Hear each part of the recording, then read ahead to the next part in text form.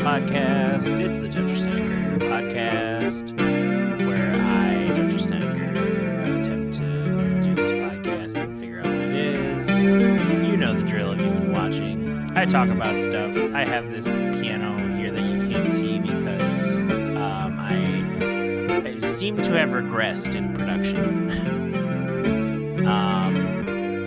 But we'll get into more of that maybe today. You know, who knows what I'm going to talk about?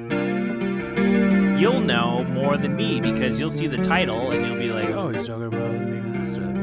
So let's just get right into it because it's late. It's very late.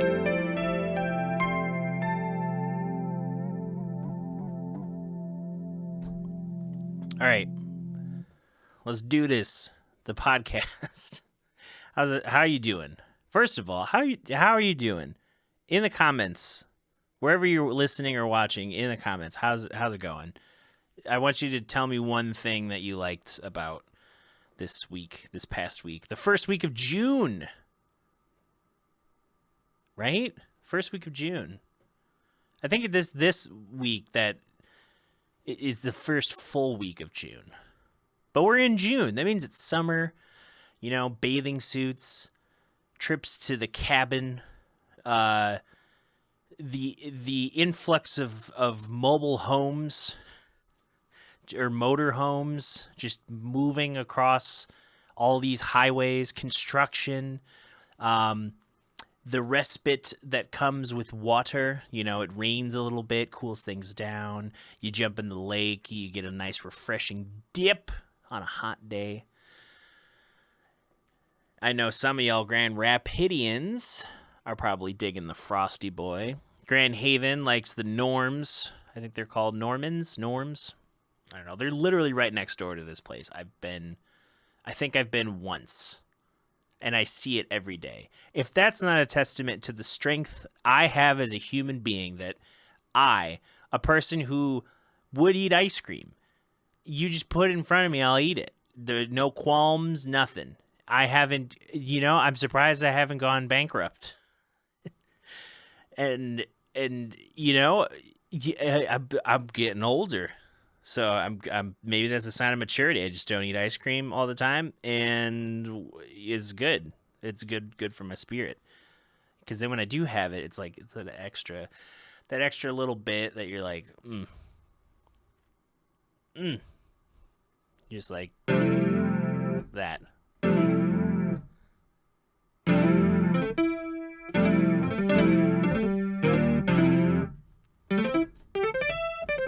The sound I picked today is the Yamaha? Yeah. CP70? Is it a Yamaha? I think it's a Yamaha. Don't quote me on that. It's an electric Grand. But it's going through an amp, and it's got this, like, chorusy sound, phasery chorusy sound.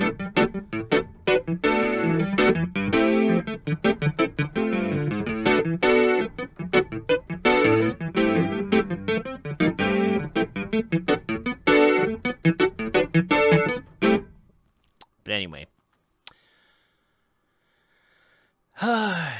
what a week! It's the first week. I'm considering it the first week of summer. It's June. It's hot. Shows are happening. I played 3 different days this past week. That is the most I've had gig-wise in terms of, like, in a row. Like, I did 4 gigs in 3 days. What? That was like, like I did, what? We did the Listening Lawn, Earth Radio did with Brandino and Pink Sky. Everyone did awesome. People were digging it. People came out and supported. Super grateful for that. And then the next day, Earth Radio did a split with Desmond Jones, and people showed up to that. It felt that was probably the most social I've ever seen that street. People were literally like line out the door from City Built, ordering food and drinks, and they were taking it across the street to go see the music. Because Grand Rapids has got all these social zones now where people can just like kind of walk around with drinks, which I think is both a good thing and combined with the bird scooters, a horrible thing. So we'll see how that works out. It'll be like anything. You give, like, some people take it too far. There'll be those examples of like, yeah, don't do that. And then the other people, they'll take it normal and it'll be part of the culture and it'll just be like, like it won't be weird. It'll just be assumed that that's an option for someone to do. But I did those 2 outdoor shows. Very fun. And then I did a doubleheader on Saturday where I played a wedding ceremony, a very rare, only doing a wedding ceremony. Used to get those more often. Now, not so much. I get more wedding band stuff, more reception, more cocktail hours. So I did a ceremony, and then I zipped over to my final day at the listening room for my residency. And that was an interesting way to end it. Attentive audience, very strange shift in the dining area. Like, it wasn't just like tables turned over in a steady stream. It was like the whole room changed from the first set to the second set, aside from one table. So it was an interesting time, but it was fun playing with folks and hanging out. For those of you who might not know why a residency is a good thing, or when I say residency, like what do you mean? Like you might have heard it in like the medical profession, I guess, or like, I don't know, maybe in like, well, I guess that's vacancy, like a motel, not residency. Like, how much residency? Basically, a residency, the way I treat it, the way I treated this listening room residency, it's the weird feeling like you own the place, but you don't. Like, you feel like, wow, I get to do this every week, twice a week. Like, this is going to be huge. Like, I can work on music. I can develop new songs. I can develop new styles. Like, it's a whole thing. And then now, hours and hours of playing later, the 2 trios that I kept rotating in and out, those people, were, what was it? Those people, they have, I'm like blanking on what I was just saying. The people in the audience, they knew. Actually, not really. They didn't know that jazz was happening. Most times people just knew that there was dining space upstairs. They didn't know there was a whole different thing happening. Unless people followed me or the venue directly, they didn't really get a lot of advertising from the rest of the outfit. Although there were other features, just advertising that there was dining and music and stuff. So I can't say people didn't know about it. But it was a good, steady stream of people. And it was a good, steady stream of,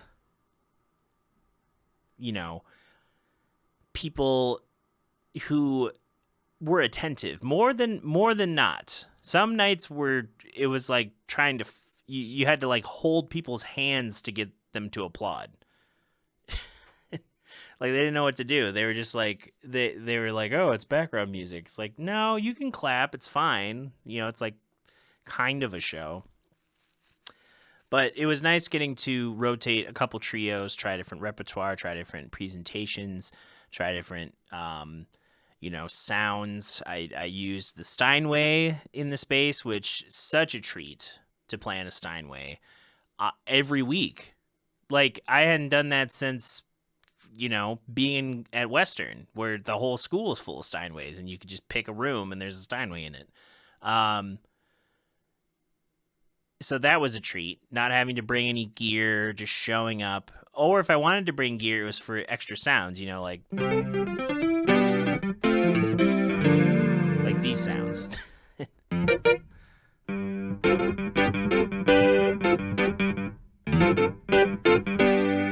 don't know what this.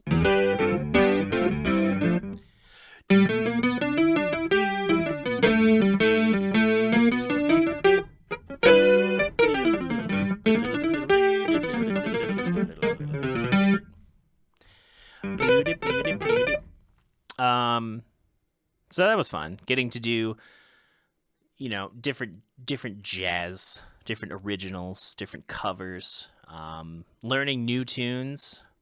The only time I've ever played actual proof, I think, was with one of the trios by Herbie Hancock, and I want to play that a lot more because there's so much I still need to get comfortable with that song and like what the possibilities are. They're, rotating in different bass players, and drummers. It was nice to like do the normal mode trio with Ian and Nathan Thompson, Nathan Coles. That was fun.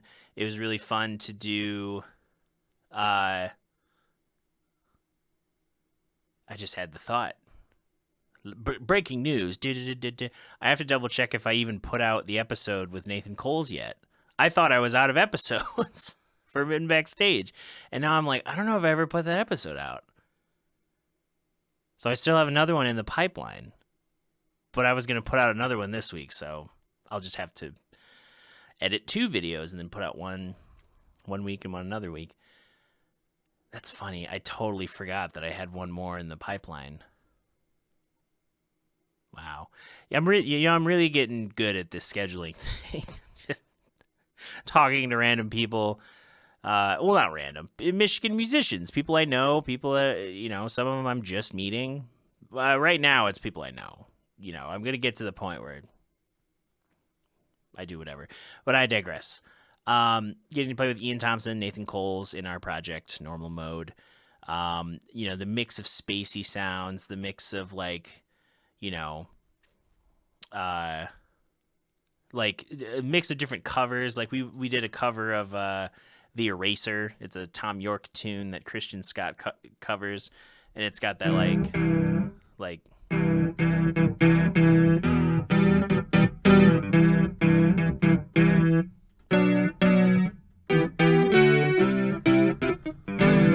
that kind of vibe.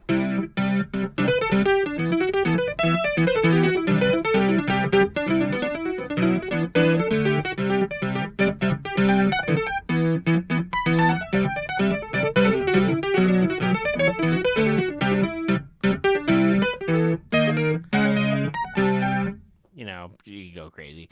So it was fun, exploring different stuff, building out a repertoire. We have more tunes we're going to be learning and shedding. We have an album that's going to be done sometime soon. We hope, the next round of mixing happens soon. And then the other trio that I tended to gig with was with John Muir Cotton on bass and Madison George, who many of you know plays with me in various projects, most notably Earth Radio. He's also recorded with the Michigan Recording Collective Project, this like kind of coming together of different aspirational studio musicians or people who already work as studio musicians in Michigan, on the younger end. And then Blushing Monk sometimes, but he was on the record Serendipity. But yeah, it's that trio. We did a lot of standards. I think we only did standards. We did certain modern covers also, like some Butcher Brown and some, Glasper and some stuff. But that's another trio that could, like, we were all saying after the gig on Saturday, like, we need to get in this group in the studio. Like, we've spent months, like, just feeling each other out and playing different gigs together. And with that trio, I've rotated in bass players. Ian Thompson sat in once. Who else? Aiden Cafferty, Ann Arbor-based bassist who's killer.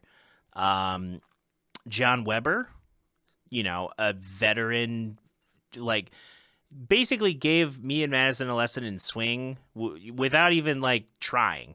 Like, he was like, oh, man, I'm all rusty. I'm like, dude, your swing is, like, it's, like, authoritative. Like, it's so strong. Like, and he was showing, like, like, oh, like, look at my hands. Like, I'm so out of practice. And I'm like, what are you, it's like, out of practice, like, and you sound that good. Like, geez, this dude played with, like, Horace Silver and Jimmy Cobb and toured with George Coleman. Like, this dude earned his stripes. So it was a lesson in knowing I have so much. You get those moments where you're like, I still got more to go. I got more to learn. I'm still young. There's still things I need to iron out in my playing, things I want to work on. So yeah, the Residency was a great opportunity to kind of grow as a band leader too. I don't really lead bands. Like, Blushing Monk was kind of my first project that's like, this is my footprint in some capacity. And it was started as a way to, like, celebrate the different Michigan artists going through jazz school, the young jazzers in the scene that I was working with, from Grand Rapids and Kalamazoo mainly, and the band lineup just changes based on who's available, and it could change the vibe. I'm still kind of figuring out what I want to do with it. I kind of want to turn it into an electric band of some sort, like, not, like, I don't know, something that's a little bit a blend of, like, some of the cool parts of fusion from yesteryear with some of the cool genre blending of modern jazz artists, different people who are involved in different areas of the country. Maybe more of a West Coast vibe, but with some of the New York headiness, just trying to consume some of that vocabulary. And, to have these two trios in rotation for the Residency, it allowed for different expression, different moments. People could come multiple times and see different groups. I also took it as an opportunity to really, like, have fun with it and not feel, when you're a musician, here's a side tangent. When you're a musician, you expect, I don't expect anything. Like, whether it's a force of habit, it's my self-esteem, it's a cynicism, it's whatever that kicks in, I don't expect anything. I don't expect, a thing to go good or bad. I don't expect a thing to, like, be a huge success or, like, a failure. Like, I just know, I just do whatever I can, however best I can operate. I just do that, and then we go from there. So when people, if I don't see a lot of familiar faces, that's fine. I know people have jobs. I know people don't want to use their weekends to see live jazz. That's like, you can support me all you want, but you don't want to see my live jazz if you're not showing up to these shows. I know the people who showed up. I can think back to the weeks of gone by, and I know people who at least went to one show. And that's all I'm asking. I'm not saying you have to be a super fan. I'm not saying you have to buy merch even. You should, but you don't have to. Like, it's funny that another side tangent. Merch. Buy it, please, because the fact that we're having to equate, we being the music community, people making memes about, streaming revenue versus buying a digital download or a CD. Your $10 goes so much further than you just streaming my album every so often. I know it's easier to stream. I stream a lot. I have a ton of CDs and I still stream a lot. I have a wall just full of CDs. I bought a larger CD thing, like a shelving thing to like store CDs. I moved all the CDs. It's still like almost full. Like I have like 2 bottom squares to fill full of CDs. It's crazy how many CDs I have. And I know people with plenty more, hundreds. But when you buy the merch. If you go see a band, buy a shirt, buy a sticker, tip the band. If you don't want to buy anything, maybe you hate all the merch and you just want to tip them. That's fine. You got an extra $1 from when you bought that taco, throw it at the band. That's going to be worth more than thousands of your Spotify streams. Thousands. Think about that. You could listen to one of my songs 1,000 times, and it still wouldn't be enough compared to just giving me $1. So just keep that in mind. All right, back to audiences for this residency. I know who showed up. I know who wanted to show up and didn't. Yep. Thinking of you. No, I don't know any specific person. But I could sit here and just, I could do a whole episode just on like, oh, nobody supports me. But that's way past the point. I know the people who do support me, and it feels great. I felt so much support in the last 3 days than I have, and in the past year to some extent, than I have in a long time. And yes, I've been supported. People have said nice things. People show up to shows. People compliment me and my stuff. But when I'm putting my foot out there with very personal stuff, like doing the Earth Radio thing, doing the live jazz, and having people like genuinely digging it and like telling people and hyped on it, like that feels great. Because the thing I know that nobody really wants to focus on is like the minutia of like me explaining music in a way that's like, too highbrow. Like people want to learn some of the nerdy stuff. Musicians want to glean some info, but Adam Neely does a good job of this, where he takes an interesting topic you might not have any desire to understand, and he applies it to something that is either in the popular lexicon, like he just did a video on Castaways, the Backyardigans song. What is it? I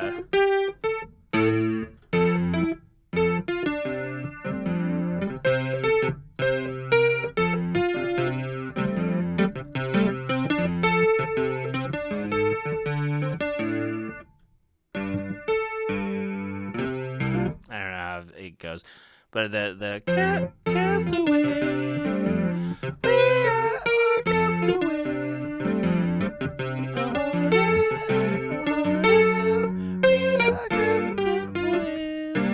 I don't even know if that's the harmony, but he explains like how it's written, and how the melody is very catchy, and like how it's also kind of text painting the way it's phrased and written.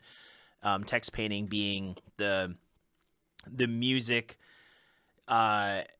accentuates the descriptors of the text. So if a lyric is describing something that is like, oh, we're falling down, and like there's a harmonic motion down, or like a gliss down from a string, or like a however you want to translate, like that's a very direct way. Like, oh, down, how do you translate down? Is it a shift in tempo? Is it a shift in pitch? Is it is it opposite? Are you somehow emphasizing that word opposite ways? But basically what I'm saying is that, like, as a music nerd, as someone who lives music all the time, I don't expect anyone to even think about what I'm up to, because I'm the only one who thinks about what I'm up to as much as anyone, because I'm doing it. Like, right now it is almost 11 o'clock. I've been here at the studio since 12:30, so like 10, almost 11 hours, because I had a podcast interview earlier, and that was fun. And then the rest of the day was literally me taking all of the keys off of my Yamaha CP33, a keyboard I've had since 9th grade. So over 10 years, easily. Like close to 15. Or maybe this is the 15th year of it. Anyway, I spent all day cleaning every single key, every single, rooting out whatever problems I could fix realistically. I need to get some more screws so I can screw in the like more securely screw the body in, because there's a ton of screws that have fallen off over the years, and a lot of keys were all dirty. There's a lot of like gunk and hair and just things that were like making stuff stick. And I cleaned it all out. I used a bunch of, a whole thing of wipes. I used, probably close to 200 Q-tips, getting in the nooks and crannies of everything, and like getting gunk out of stuff, and, super gluing a couple pieces of broken keys, like, that was my whole day. This was just fixing my keyboard. And then this, like, nobody wants to like follow me around and like do that, watch me fix my keyboard. And that's the stuff you don't see. Maybe I could share it. I've But, I think of the past few days of shows that people came out and thought not just about me, but about live music in that way, where they wanted to enjoy something, they wanted to support locals, they wanted to see something, they wanted to dance, they wanted to sing, they wanted to, feel something. They wanted to go out and enjoy a normal, quote-unquote, evening. I think that's a good trend. And I'm interested to see how the rest of the summer pans out, because there's scattered shows here and there. There's certain festivals going. There's certain festivals still on hold. Some people are waiting till next year. There's certain venues open, certain things not. I've talked about it before, but it's cool that I got to do those gigs with Earth Radio. It's great that I got to wrap up the residency when I thought it was just going to be a couple weekends in February. It ended up going all the way to June. Like, that's crazy. That shows like people were digging it in the audience, in the management, and it's cool to like do something you love doing and have people be like, yeah, man, like, we want to invest in it. So that's basically what I want to talk about today. I'm going to go home. You're getting a very transparent look into my life. I'm going to go home, and you know what I have to do? I have to edit this video in together. As well as an episode of Mitten Backstage. I have to edit that together. But let me know what you thought about this episode. You could love it or hate it. It's probably really annoying that you can't see my hands playing. I'm definitely gonna go back to a different format now that my main keyboard's fixed. I have some ideas, but know that I'm trying. I'm trying out there. We're all trying. We're all trying to do our best. So just be patient with everyone as music comes back. There are real people behind the stuff you want to do, and They have bandwidths, so don't push them. But hopefully I'll see y'all out there this summer. Whether you might be at a wedding I'm playing at, or you go see a gig that I'm on, or we just run into each other around town because we're all going to be out and about. So, looking forward to it. Looking forward to seeing more of, I don't know, society again. And thanks for listening. You know where you can support me. There's links below. There's, like and subscribe, comment, all that good stuff. All right. Enjoy your week. The week that you'll enjoy is this week.